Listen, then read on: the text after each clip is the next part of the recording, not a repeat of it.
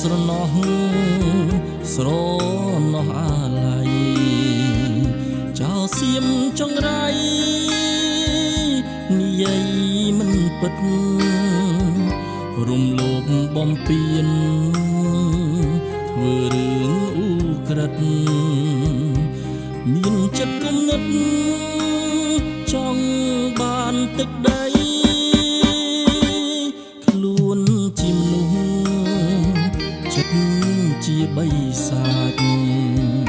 ធ្វើនេះមិនខ្លាចច្បាប់អន្តរជាតិល្មើសបទឈប់បាញ់ដែលបានព្រមព្រៀងចូលហាត់ទលេខាសន្តិភាពនឹងគ្នាចោលសៀមបំពេញយុគថ្ងៃ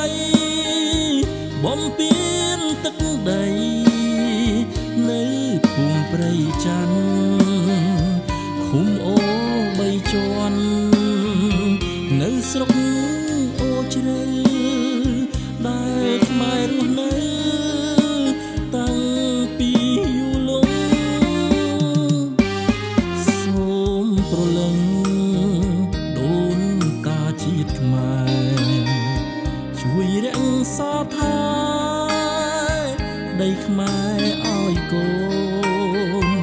ដេញខ្មាំងសត្រូវកំពុងឈ្លានពានសូមជាតិខ្មែរបាននៅសន្តិភាព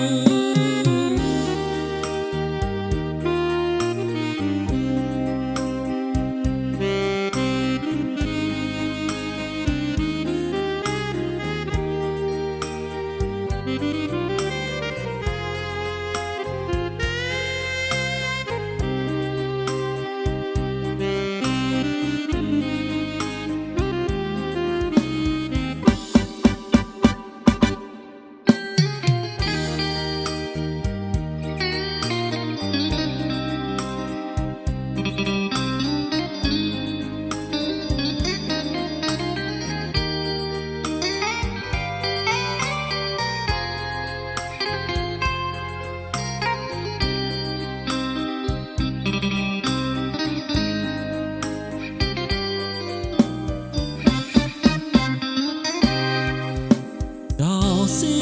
មបំពេញយុគថ្ងៃបំពេញទឹកដីនៅភូមិព្រៃច័ន្ទឃុំអូបីជាន់នៅស្រុកអូជ្រៅដែលខ្មែររស់នៅតាំង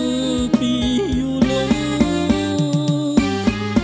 សូមប្រលឹងជាតិខ្មែរ